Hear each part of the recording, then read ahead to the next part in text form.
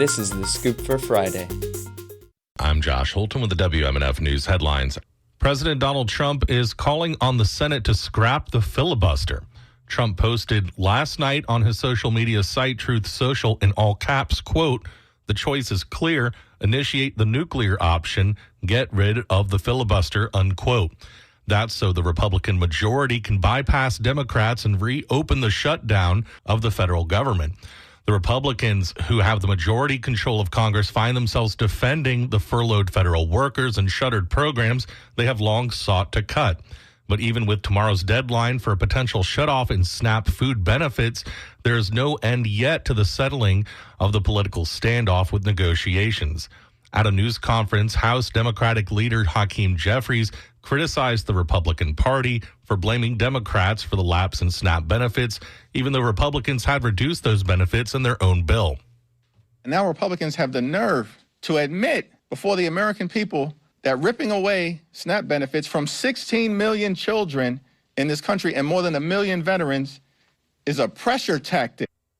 The shutdown has some people rethinking what to hand out this Halloween.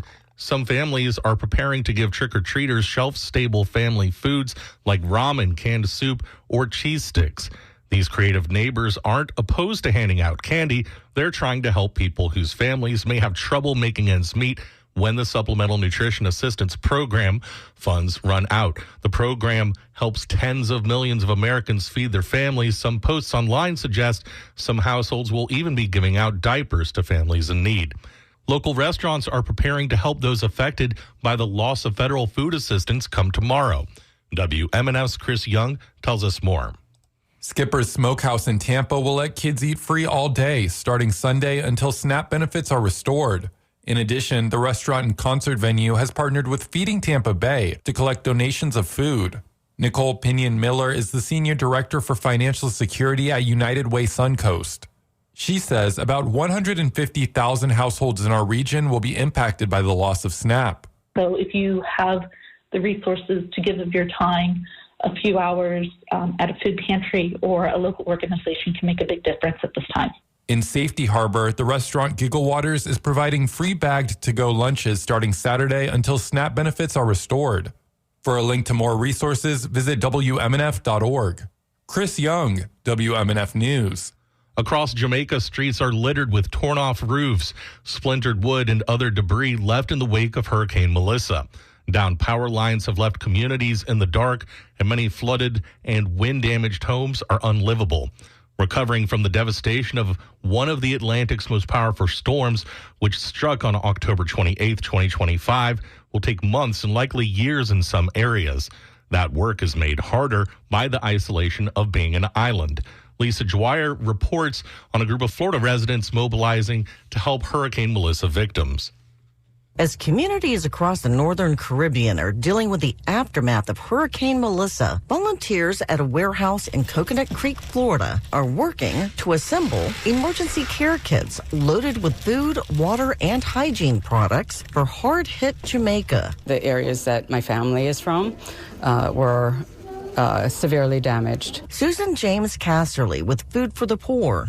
It's changed the whole landscape. James Casterly is originally from Jamaica and plans to join relief efforts on the ground there. The storm has left many without homes, power, or communication, and tied records for Atlantic hurricanes making landfall when it hit Jamaica. I'm Lisa Dwyer. A U.S. Senate investigation has uncovered numerous credible reports of medical neglect and poor conditions in immigration detention centers across the country. The report released by Democratic Senator John Ossoff highlights cases where detainees were denied insulin, left without medical attention for days, and forced to compete for clean water. It documents 80 credible cases of medical neglect and widespread complaints about inadequate food and water. One detainee reportedly suffered a heart attack after complaining of chest pain for days without treatment.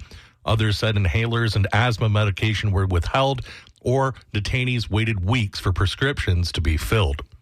Cool weather this morning with mostly sunny skies and highs in the low 70s.